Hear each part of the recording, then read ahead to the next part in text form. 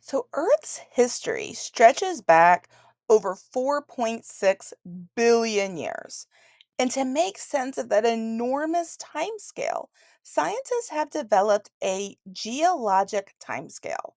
And that is just a way to organize the planet's past based on major changes in rocks and climate and what was living during that time.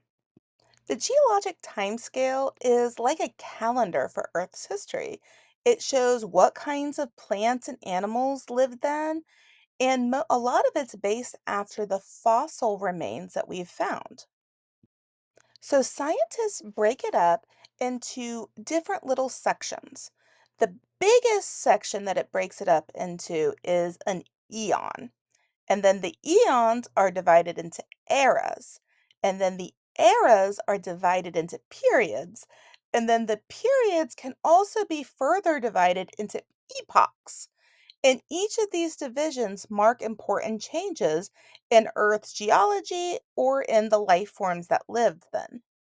Our biggest eon is actually the Precambrian Eon, and that makes up 85% of Earth's history. During the Hadean, Earth's crust hardened, and then during the Archean, the first life forms appeared. And then during the Proterozoic, we started getting these multicellular organisms forming, and we also got our continents forming. The next eon we get to is the Phanerozoic eon. And inside of this one, we have three eras.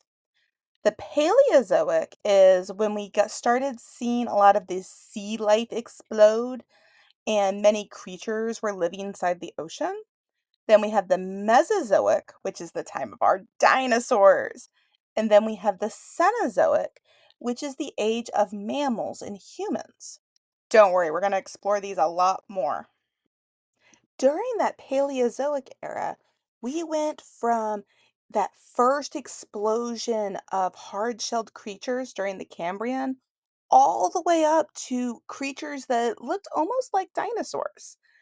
And it was so interesting to see all of these different creatures develop because we started getting our first fish and our first giant insects and our first plants and our first amphibians and our first reptiles. All of that happened in our Paleozoic era. Now we get into the Mesozoic era, which is our big time of the dinosaurs throughout those three periods, the Triassic, the Jurassic, and the Cretaceous. But it wasn't just dinosaurs during this era. We also had our first mammals evolve and our first flowering plants, and it ended with a mass extinction. So after that mass extinction, we get the Cenozoic era, which started like about 65 million years ago and actually continues to today. It's the current era that we live in. And throughout all of these different periods, we started getting more mammals and more birds. And we had ice ages, and then we had the planet start to warm up again.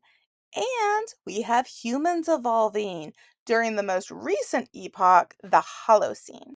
So our geologic timescale organizes Earth's 4.6 billion year history into our eons, our eras, our periods, and our epochs. And each unit represents major shifts in life and climate and geology. And this system helps our scientists trace how Earth and its life forms have changed over that time. Thank you so much for listening. I hope you learned something.